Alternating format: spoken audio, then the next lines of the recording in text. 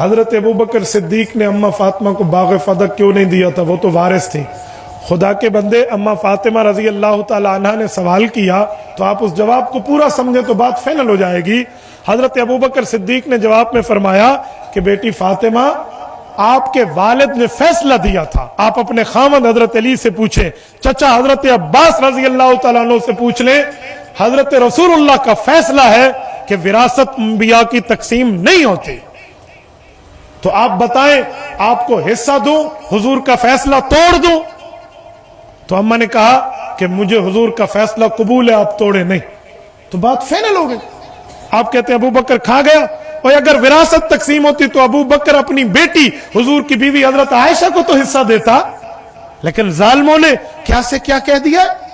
اور میں ایک جملہ کہتا ہوں، سنو، غیرت ہے اگر کسی سوال کرنے والے میں، جرت رکھتا ہے وہ بندہ، ماں کا دودھ پیا اس نے بوتل کا نہیں پیا، تو اس سوال کا مجھے جواب دے. میں جھوٹ مان جاتا ہوں. ابو بکر، عمر، عثمان کھا گئے تھے حق. جب حضرت علی کا دور آیا تو باغ فدق کی زمین قائم تھی، اس پر دریا نہیں آیا تھا.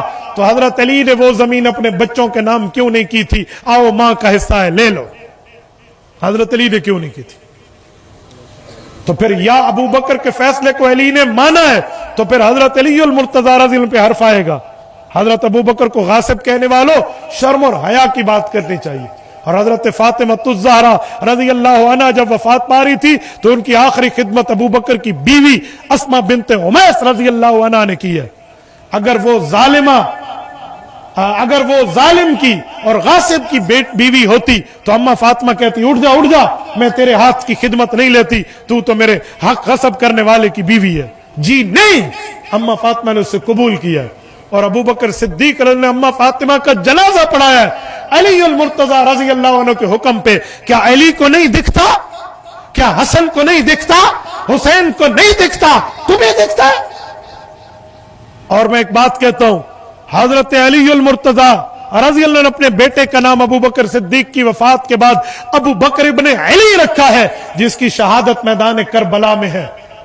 تو ابو بکر سے تو علی کو اتنا پیار ہے، وہ بیٹے کا نام رکھتا ہے. امام حسن کہتے ہیں میرا دوسرا بیٹا پیدا ہوا، قاسم بن حسن کے بعد محمد بن حسن مسنہ سے پہلے ایک بیٹا پیدا ہوا، میں ابو کے پاس لے کر گیا امام حسن اور کہا حضرت علی اس کا نام رکھیے. فرمایا بیٹا میری بات مانتے ہو تو اس کا نام رکھو حسن، ابو بکر بن حسن بن علی. یہ بھی کربلا کا شہید ہے، 72 تنوں میں شامل ہے. ظالمو، جھوٹ بولتے ہو ابو بکر صدیق کی ذات اقدس پہ کہ یہ حق کھا گیا تھا. علی المرتضی کا خاندان حضرت ابو بکر صدیق کا قدردان نظر آتا ہے اور تم اس پہ ظلم کرتے ہو. کل قیامت میں حضرت علی کو کیا منہ دکھاؤ گے؟